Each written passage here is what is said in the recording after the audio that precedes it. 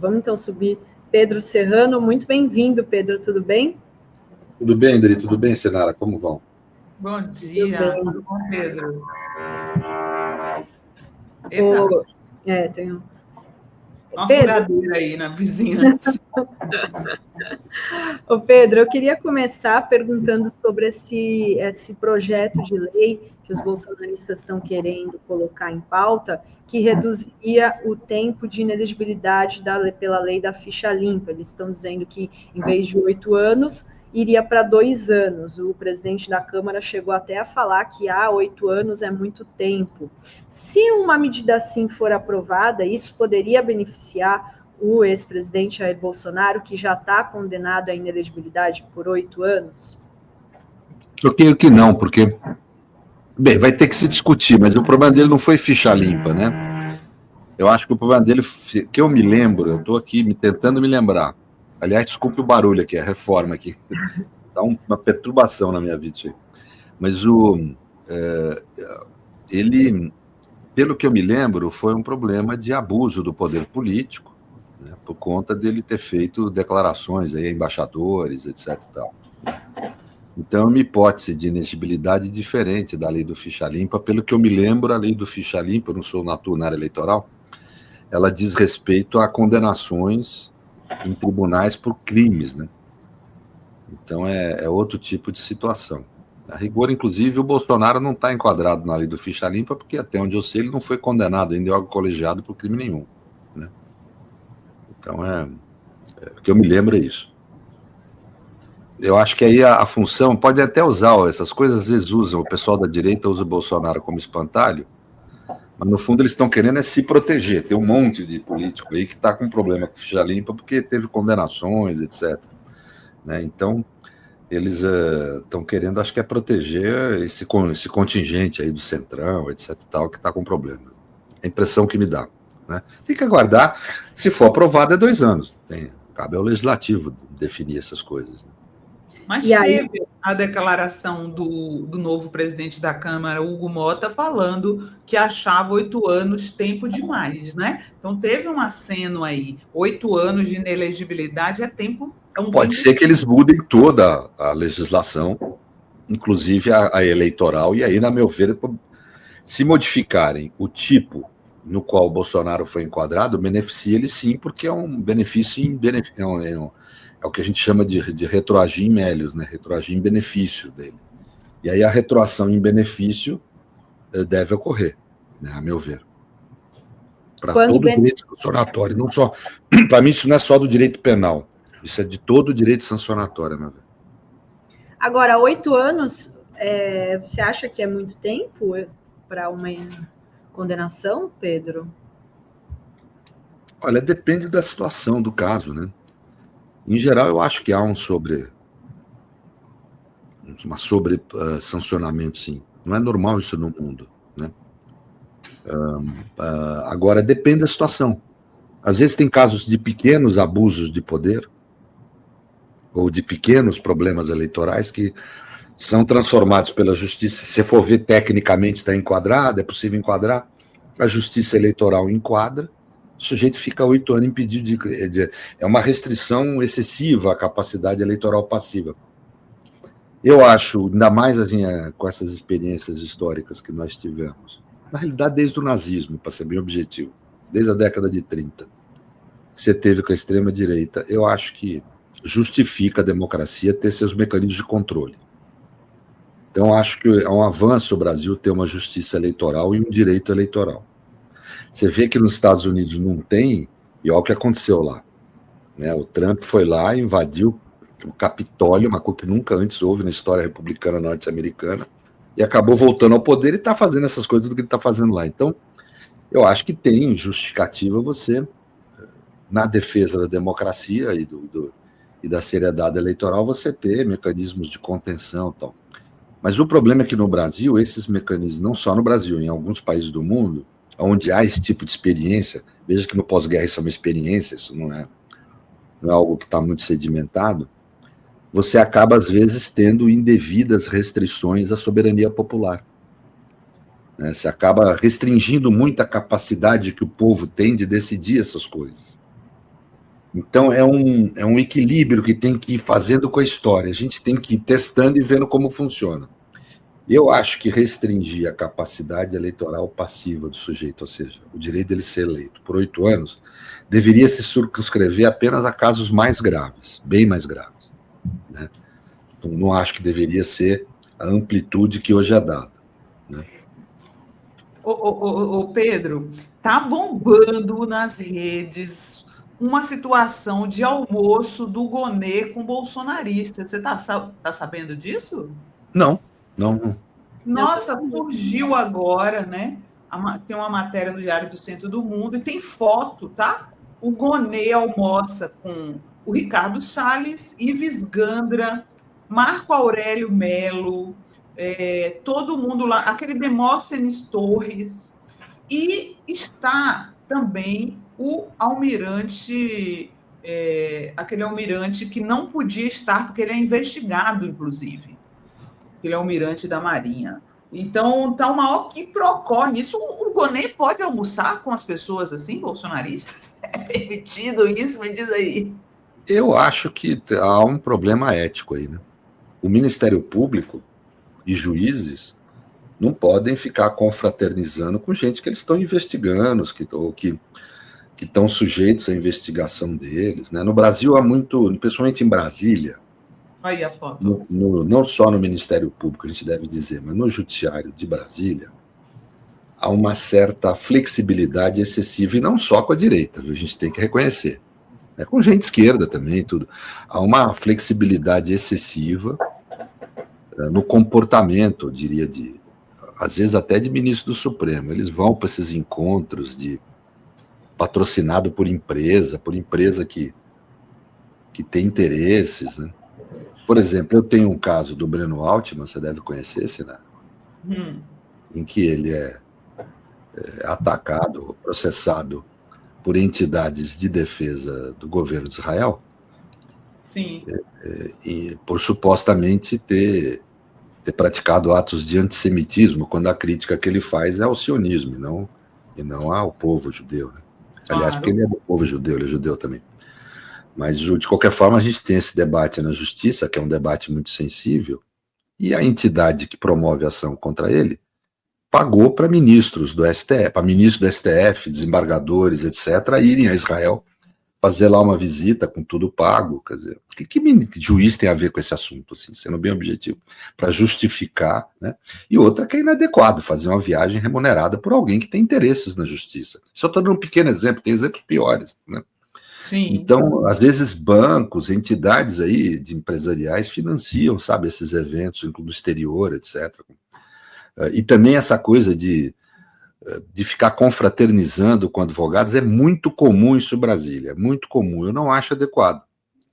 Olha só, como é que falam, né? Que o encontro aconteceu em Brasília, no escritório de advocacia do Demóstenes, certo? E aí, anfitrião do almoço, Demóstenes disse à Folha que o grupo tratou apenas de trivialidades, coisas da vida. Ô, Sinara, para você ter uma ideia, o único juiz, membro dessas coisas, com quem eu tenho... Sobre amenidades.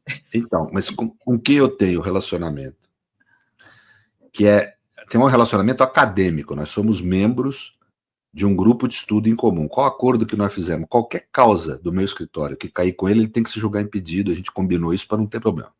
Claro. Isso é um juiz comum, entendeu? Quer dizer, no mínimo, o Gonê tem que se declarar impedido em todos esses casos aí. Como o ministro que recebeu o dinheiro da entidade israelense que eu estou te falando, tem que se julgar impedido quando for julgar os casos que ela está envolvida. Que é isso, gente? Exato. Né? Você vai lá, confraterniza, vai no escritório de um advogado, um procurador-geral. Eu acho que ele devia sair, sinceramente. Vai no escritório de um advogado.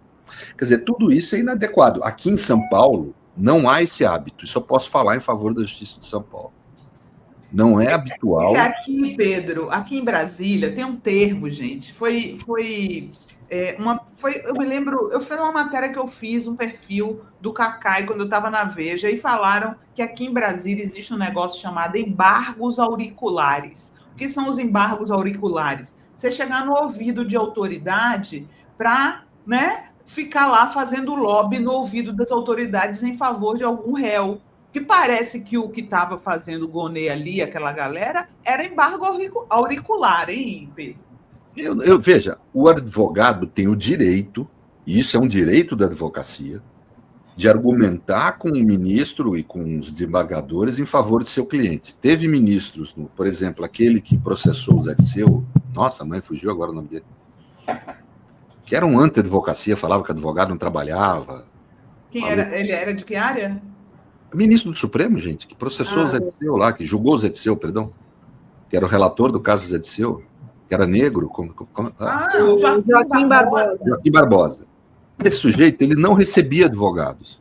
Isso é um absurdo. Tem que receber. É dever do juiz receber o advogado. Né? É dever do ministro receber advogado. E ali, sim, no interior do Supremo, você desenvolve uma argumentação em favor dos interesses do teu cliente, ou dos direitos dele. No interior do judiciário. Então, o juiz tem o dever de me receber na sala dele, como advogado, para me ouvir em favor dos direitos do meu cliente. Isso é dever dele. Agora, esse tipo de intimidade, um procurador-geral ir no escritório privado de advocacia, que tem lá seus interesses, ficar confraternizando com pessoas que estão sendo investigadas pelo Ministério Público. E no caso do procurador-geral é mais grave, porque o ministro do Supremo pode se julgar impedido. Eu tenho um amigo advogado aqui... tudo bem, até tem. O Supremo entende que não há impedimento se o sujeito é amigo do advogado, é só se ele é amigo da parte. Né? Eu acho isso um pouco temerário, mas tudo bem ainda, vai tudo bem, então amigo do advogado. Mas eu não acho, eu acho que isso tudo cria um ambiente muito inadequado em Brasília, muito inadequado. Muito inadequada à moralidade pública, à imagem que o judiciário tem que ter. Né? Quer dizer, eu acho que tem que haver contenção na postura de ministros e juízes. Né?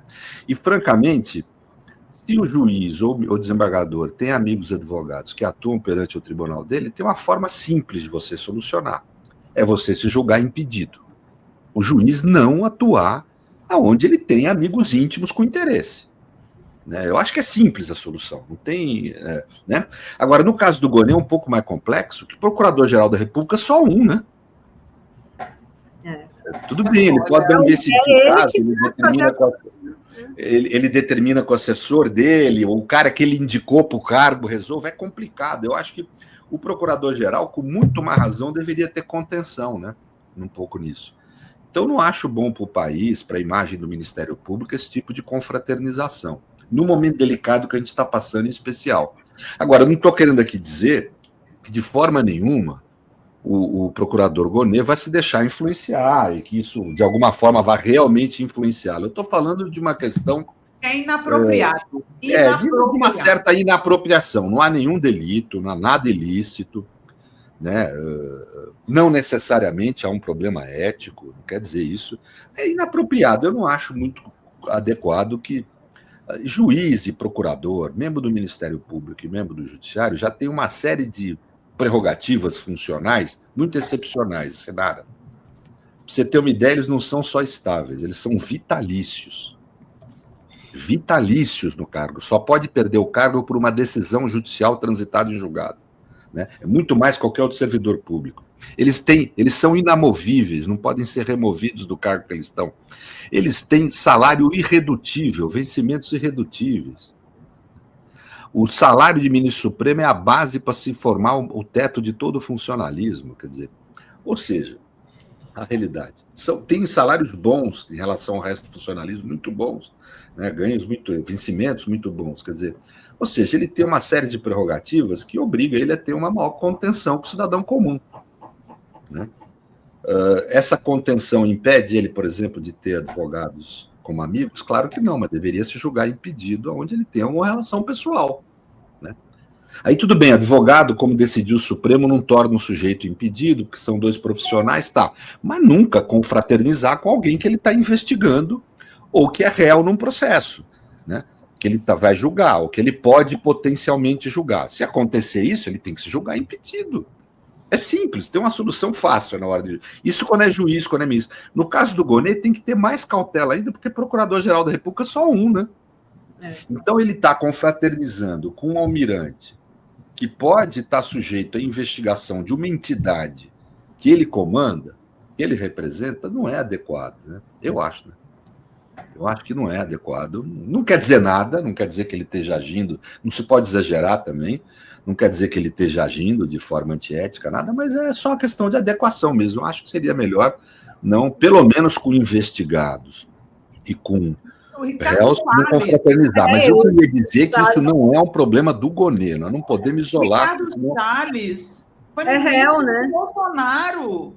Foi ministro do Bolsonaro, ele é réu em vários processos, ele não poderia estar ali, está errado isso daí. O Gonê, isso aí deveria dar em afastamento do Gonê. Que é isso, gente? Mas como que eu acho que fica injusto. Está na cara que foi o Demóstenes Torres que espalhou a foto, tá? Está na cara que foi o Demóstenes.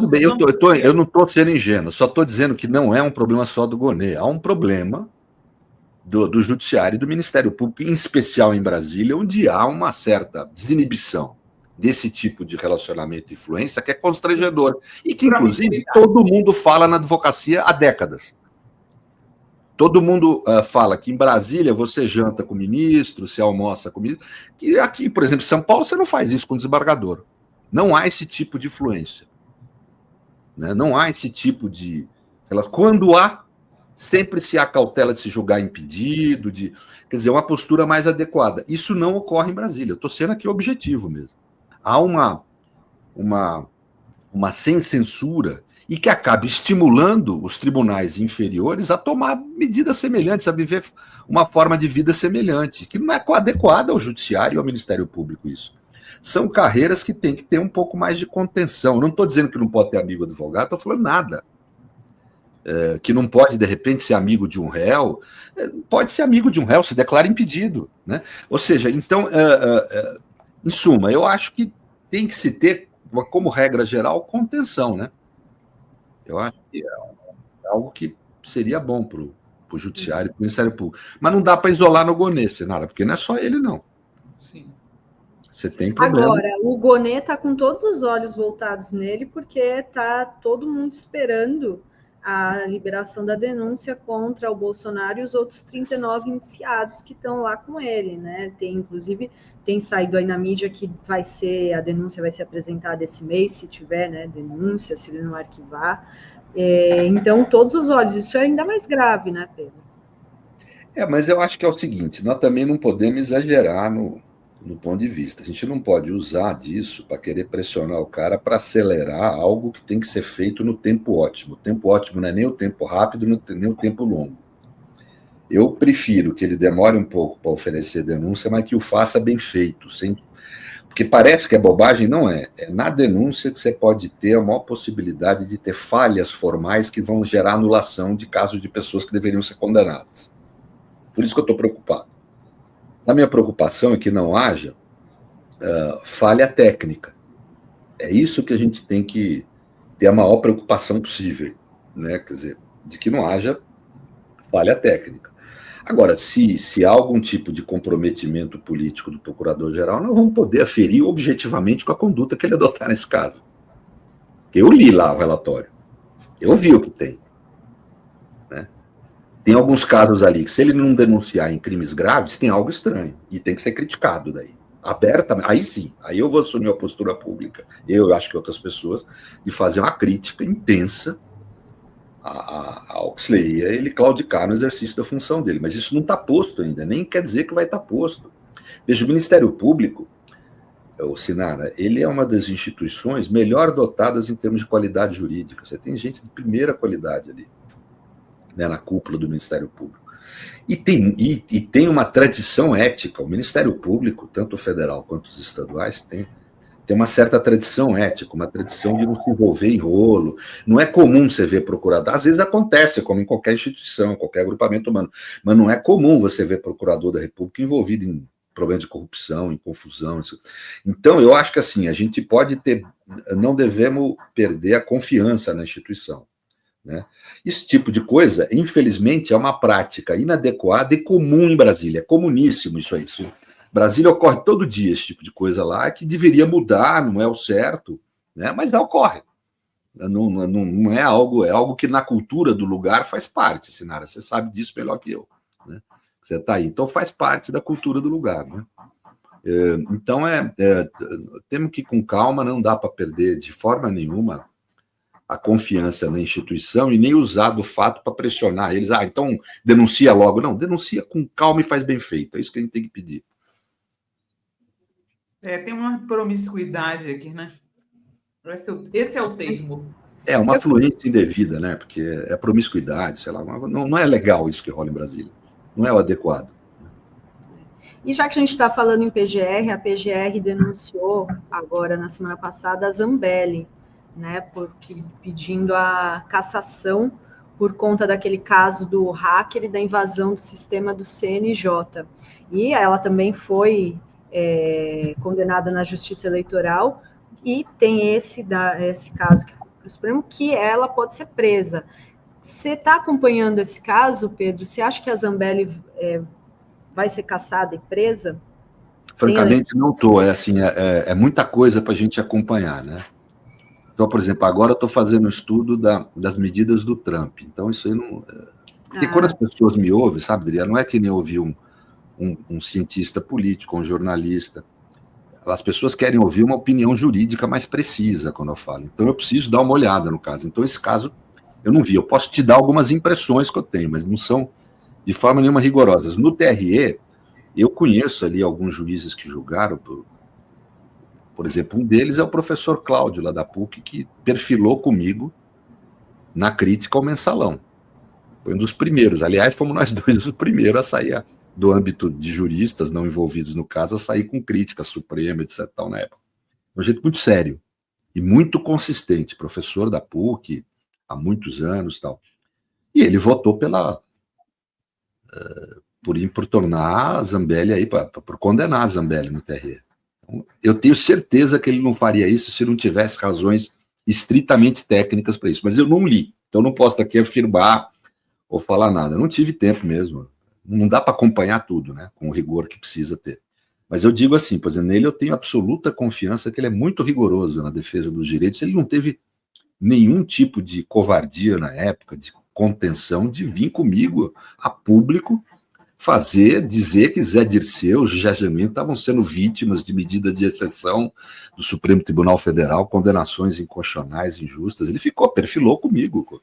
E não é um cara de militância, não é um sujeito de ativismo de PT, de esquerda, nada disso. É um jurista, um técnico. Então ele é muito sério no que faz. E ele condenou a Zambelli. Razões para isso ele tem, com certeza. Eu conheço o sujeito, é um problema pessoal. Eu conheço o cara, eu sei que ele não faria nenhum tipo de condenação que não fosse absolutamente adequado. Até porque é um garantista, um sujeito que defende os direitos e tudo. Então realmente, eu acho que a impressão que eu tenho é que foi razoável e adequada com as condenações dela, mas eu não tenho como afirmar isso. Eu precisaria ler e verificar para daí poder afirmar. Daquele caso da invasão do CNJ, lembra que ela fez um mandado de prisão do Alexandre de Moraes. Eu lembro, esse caso foi grave. Pelo próprio Alexandre de Moraes, além de tudo, foi chamada de burra e, né, de desinteligência humana, né? Natural, Carmen, aquele diálogo da Carmen Lúcia e do Alexandre de Moraes. Esse caso é gravíssimo, né? Invadir o sistema do CNJ, né? É considerado na lei, para você ter uma ideia, peculato. É chamado peculato eletrônico. É tão grave quanto roubar dinheiro público. E com razão, porque você, ao invadir um sistema de banco de dados públicos, você está vulnerando o interesse público muito sensível, né? Para obter alguma vantagem pessoal, política, etc. Então é grave mesmo. É uma conduta muito grave. Não é pouco grave, não. A ordem jurídica sanciona com rigor esse tipo de conduta. Ô Pedro, você falou aí sobre os Estados Unidos, eu tinha até já preparado uma pergunta para você nesse aspecto, né? Que as pessoas nos Estados Unidos estão vendo essa polêmica aí do fechamento dessa agência USAID, que mandava dinheiro para muitas ONGs no mundo e aqui no Brasil também, né? No passado, né? O mundo dá voltas, que no passado ela financiou muitos golpes na América Latina. E aí, o pessoal nos Estados Unidos, Pedro, está dizendo que é inconstitucional o governo americano fechar essas agências, que precisaria da contraparte do Congresso, né? Você está acompanhando esse caso? Eu estou dando uma geral nas medidas do Trump para fazer uma análise genérica. Eu não vou querer fazer nenhuma análise técnica face à ordem jurídica americana, não é tão simples assim, né? Precisaria estudar muito para fazer uma conclusão mais terminativa nesse sentido, mas face à teoria geral do direito constitucional e a teoria do Estado, que são minhas áreas, minhas disciplinas de estudo, dá para chegar a conclusões intensas ali. Então, falando primeiro, eu não tenho dúvida que nós estamos perante uma profunda degradação da democracia americana. Só para tentar falar, o que eu estudo há 20 anos é o quê? Que você tem novas formas de crise constitucional, ou seja, novas formas de autoritarismo no século XXI. Nós não temos mais estados de exceção por governos de exceção, ou seja, estados duais, como nós tínhamos, ditaduras no amplo sentido da palavra. Nós temos novas formas autoritárias, entre aspas, novas formas de ditadura, que não se dão mais por estados de exceção, por governos de exceção, mas sim estados de exceção por medidas de exceção, fractais e líquidas no interior do sistema. E é exatamente o que o Trump está fazendo. Não tenho notícia de que na história norte-americana, desde a independência, tenha havido um conjunto tão extenso e intenso de medidas de exceção inconstitucionais, agressivas à Constituição norte-americana e aos direitos humanos por um presidente da República, como nesse caso. É algo absolutamente inusual na história americana. Se as instituições norte-americanas não reagirem a essas ordens de execução, eu posso falar algumas delas aqui, não pode mais alegar aos Estados Unidos que é uma democracia mínima, de mínima intensidade, e nem uma república, como fundou os Founding Fathers lá. Nós temos uma situação em que eles perdem totalmente a legitimidade nesse sentido. Nós vamos estar perante uma ditadura de novo tipo. O pessoal usa o termo, eu não gosto, tá? Parece passar pano para a ditadura, que é essa história de democracia iliberal. Eu acho que o Trump está indo além disso, não? Para mim, é uma contradição. Eu não gosto desse nome. Por isso que eu sempre descrevi o fenômeno como estado de exceção por medidas de exceção, autoritarismo líquido e fractal, esse tipo de designação, porque não há democracia iliberal no pós-Segunda Guerra Mundial. Ou é uma democracia constitucional que observa os direitos humanos, ou seja, o conceito de democracia no pós-Segunda Guerra muda brutalmente. Deixa de ser apenas soberania popular e passa a ser soberania popular com garantia de direitos humanos e fundamentais. Se você não tem a garantia desses direitos, você não tem democracia.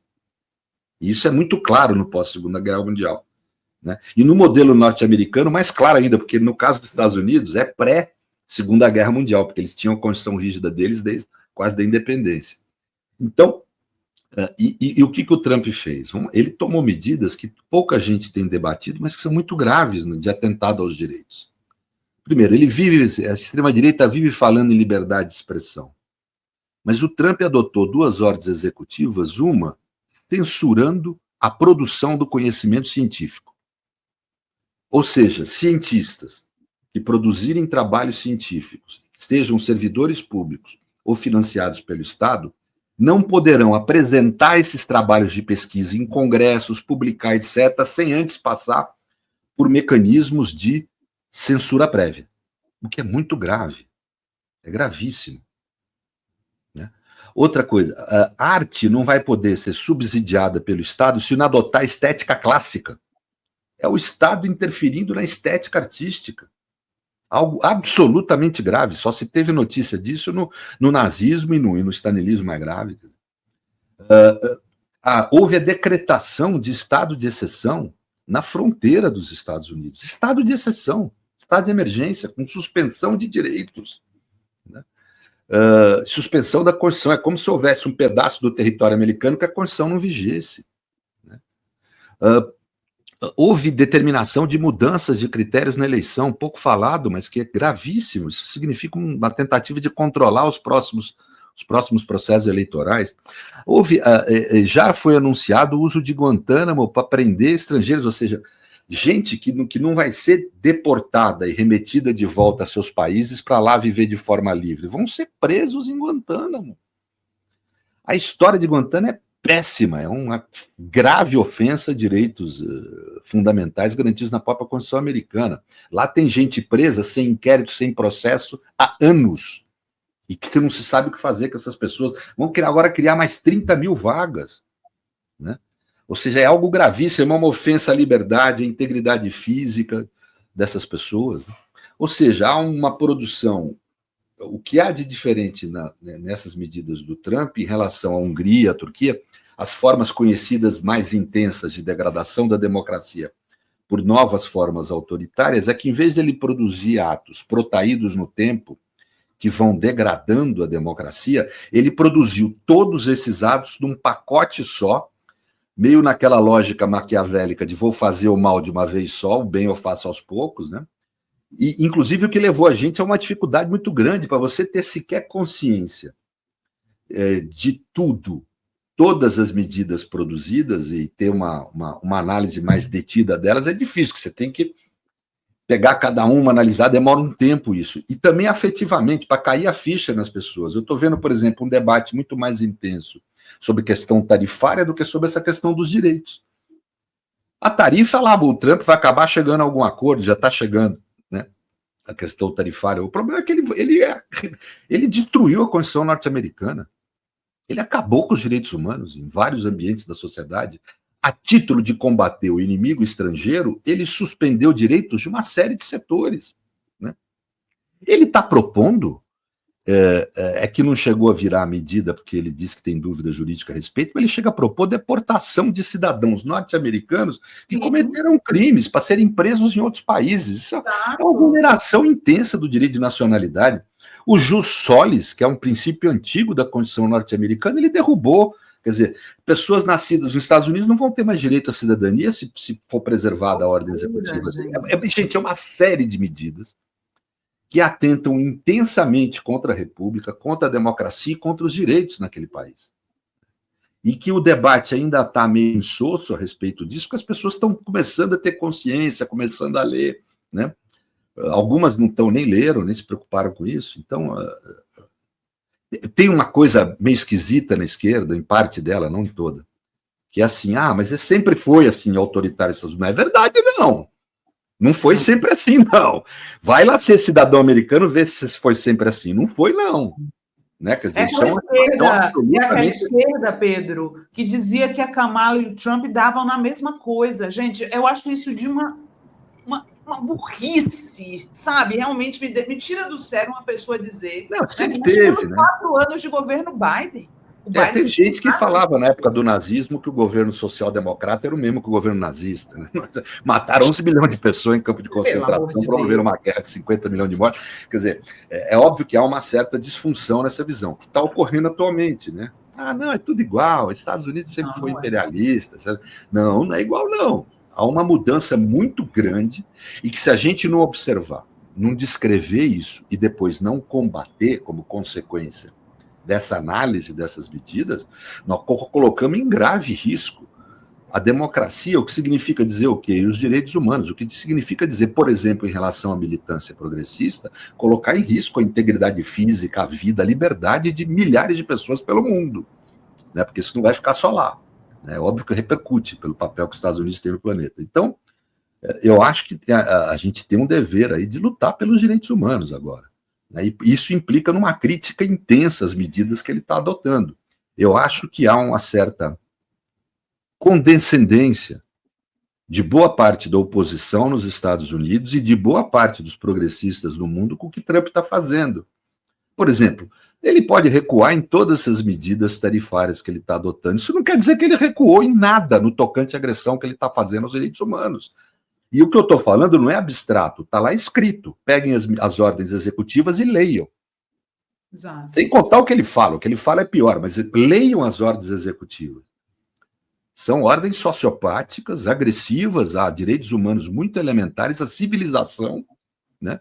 E nunca houve nada parecido na história norte-americana. O McCarthy foi uma comissão do Congresso que implicou realmente em perseguição a pessoas, mas que não é nada, é muito pouco comparado ao que o Trump está fazendo. Ele está falando em perseguir opositores em massa, perseguir cientistas, perseguir artistas, perseguir produtores de conhecimento, perseguir ativistas de oposição. É gravíssimo o que está rolando nos Estados Unidos. É uma nova forma de ditadura. Não é mais aquela ditadura dos tanques, do nazismo, do fascismo do século XX, mas é uma nova forma autoritária de Estado, muito grave, e que a gente não pode se acompliciar com isso. Nós temos o dever de estudar a fundo essas medidas, fazer uma crítica consistente a cada uma delas, sem deixar nenhuma ser esquecida, porque a lógica de produzir essas medidas no mesmo momento é que elas passam desapercebidas mesmo. Eu não vejo ninguém falando, por exemplo, da crítica, da censura à ciência. Isso é grave. Como é que é isso numa época de pandemia, por exemplo? Né? Então, ou seja, esse tipo de medida tem que ser muito questionado pela gente, né? E bem questionado, eu diria. Né? E eu acho que há uma certa complacência, né? Assim, estranha. Governantes do mundo também, né? Porque a gente viu as notas em relação a Gaza, os governos soltaram nota, mas puxando a brasa para a nossa sardinha, o único governante indignado do planeta se chama Luiz Inácio Lula da Silva. Quem fez vídeo indignado com o Trump querendo usurpar Gaza foi o Lula. Pois é, o Lula é muito lúcido mesmo, né? Ele é mas ele está sendo um dos poucos lúcidos, essa é a realidade. Você está tendo um acompliciamento dos chefes de Estado. Isso. Mas pior do que isso, é pior até, Sinara, porque o chefe de Estado você ainda pode alegar, não, ele tem lá medo que os Estados Unidos vai fazer e tal. Mas e a sociedade? E nós? Quer dizer, a gente vai ficar debatendo só a questão tarifária? Esse é tentado grave a direito de livre expressão. Nós precisamos mostrar para o mundo que essa gente de extrema-direita só fala em livre expressão sua, deles próprios, quando eles são oposição. Quando eles assumem o governo, eles liquidam até com a liberdade de produção do conhecimento científico. Até isso, que é muito básico, que nem o nazismo ofendia, né? O nazismo tinha interesse na produção da ciência, do desenvolvimento tecnológico. Né? Isso está sendo feito agora. Aliás, tem um elemento muito teocrático nisso que precisa ser observado. Eu estou observando isso nas medidas, é interessante. Eu vou soltar texto sobre isso para quem tiver interesse. Né? Mas há elementos nitidamente teocráticos mesmo, antirracionais, antiluministas, muito agressivos à civilização e que estão passando, como ele usou essa estratégia como estratégia política autoritária fascista, muito interessante, convenhamos, porque ele solta todas as medidas juntos, contraídas no tempo, e isso leva a gente a se perder, a não fazer a crítica individualizada a cada uma delas, tá? Uma crítica mais complexa que esse assunto merece, né? Até para a gente poder entender o que é isso. Né? Há uma minimização também, eu vejo de muitos jornalistas, dos teus colegas, viu, Sinara, desculpe, mas de dizer, não, ele não vai fazer, isso é só bravata, é o mesmo papo que tinha no Bolsonaro aqui, isso é só bravata, morreu um monte de gente na pandemia com a tal das bravatas. Né? Quer dizer, isso aí que, veja, eu não posso considerar bravata uma coisa que não é um discurso, é uma ordem executiva, um ato, é como se fosse uma decretação de estado de sítio aqui no Brasil. Né? É um decreto, quer dizer, onde ele escreve, cria a norma jurídica e coloca aquilo em vigência. Isso não é mera bravata, isso é um ato estatal, é um ato de Estado, um ato de governo, e como tal tem que ser tratado. Como tal tem que ser tratado. Atos que atentam não só contra a Constituição norte-americana, como a Declaração dos Direitos Humanos, contra a civilidade. São atos de governos atentatórios à república, à democracia e, mais do que tudo, à civilidade na relação entre Estado e pessoas. Né? Isso é muito grave, porque você está falando de um país que é 25% do PIB mundial, que controla o principal meio de troca nas relações internacionais, que é o dólar, né? Tem um poder imenso e que tende a querer espalhar esse tipo de contaminação fascista da democracia para outros países. A gente tem que impedir isso, tem que criticar, né? E isso me parece muito mais grave até do que o problema tarifário. O problema tarifário se resolve entre os países. Agora, atentado a direitos humanos mínimos e a civilidade, não. Né? E não dá, insisto, Sinara, não dá para tratar como um mero discurso, porque são atos do chefe do executivo. O Milei está aí imitando ele, já saiu da OMS ontem também. Tá? Pois é, uma ruptura com essas entidades de garantia aí do meio ambiente, de garantia da saúde. Essa da saúde é gravíssima. Como é que vai ser? Todos os cientistas que eu converso, né, inclusive os nossos, vamos dizer assim, os progressistas, etc., que são especialistas na área, me falam, olha, negócio de nova pandemia, a gente não sabe quando, mas que vai vir, vai vir. Né? Nós vamos ter o maior país do mundo fora da OMS numa situação dessa. Você imagina a tragédia que é? E mesmo no cotidiano, você tem uma série de medidas que são necessárias entre os países para a garantia da saúde pública, etc. Eles vão estar fora. Isso é grave, né? Então, estão indo fora por quê? Porque a OMS recomendou vacina? Porque a OMS recomendou distanciamento social numa pandemia grave que nem aquela? A origem é isso? Quer dizer, uma visão absolutamente negacionista da ciência, obscurantista, né? De fundo teocrático. Né? Então é gravíssimo o que está havendo, muito mais grave do que esse problema de tarifa entre os países, do que um problema econômico. Aliás, Sinara, o que eu ouvi de alguns economistas falarem, me parece com razão, é que a meta dele, o foco dele não é econômico. Ele não está muito preocupado com a economia, não, ele está indo para a luta política, cultural, etc., conosco eu falo os defensores da civilização, não estou aqui nem falando de esquerda. Mas vocês não viram, Dri e Pedro e todos, ontem foi uma operação casada, né? Ele e o Netanyahu disseram que iam tomar conta de Gaza, né? Estou vendo até aqui que a ideia de construir uma Riviera em Gaza foi do genro do Trump, que Trump é da área de incorporação, tá? Ele é da área imobiliária. Então, assim, o que eu me perdi aqui? O Trump e o Netanyahu saíram do Conselho de Direitos Humanos da ONU. Você estava falando aí de direitos humanos? Tanto os Estados Unidos quanto Israel saíram do Conselho de Direitos Humanos. Então, para eles fazerem todo tipo de barbaridade com os palestinos agora, nem a ONU eles vão prestar contas. Mas não é só contra os palestinos. A gente tem que criticar o que ele está fazendo em relação à Palestina, que é um imenso abuso. É um crime contra a humanidade, né? Vamos ser objetivo, o que ele está praticando ali, o que ele está propondo praticar ali. Mas não é só isso. Ele vai atingir americanos, inclusive. Tanto que agora, eu nem ponho culpa neles, tem gente que culpou, mas que até os caras caíram a ficha, ele fez uma pacoteira de medidas, agora começam a surgir as primeiras lideranças democratas começando a criticar, começaram a enxergar que vai atingir norte-americanos, vai atingir latinos, vai atingir a gente. É isso que precisa falar. Não é lá em Gaza o problema é aqui. Nós vamos ser atingidos, não tenham dúvida disso. Né? E, aliás, eu acho que a gente está muito condescendente. Nós temos que... esses caras estão querendo nos atacar. É uma guerra contra a civilização que está declarada. Né? Por que ele sai do Conselho de Direitos Humanos da ONU? Por que ele já nunca aderiu ao TPI? Porque não quer sofrer sanção, quer desrespeitar os direitos humanos, quer matar gente, quer prender gente, quer torturar gente, quer fazer gente conhecer a vida como dor e sofrimento sem sofrer consequência nenhuma, quer usar do poder político para isso. Né? Isso é grave. Isso é um enfrentamento a uma construção civilizatória que vem desde o pós-guerra. Quer dizer, é um revival do nazifascismo, é um novo Hitler. Trump é um novo Hitler no sentido filosófico da expressão. Óbvio que não é no sentido político, estrutural, mas é um novo Hitler. É isso que nós estamos encarando e nós temos que enfrentar. Não pode ter vacilo na crítica, no enfrentamento. Né? Não dá para ter meio termo. Não dá para ser... Tem coisas na vida que não dá para ficar numa posição de centrismo nisso. Não dá.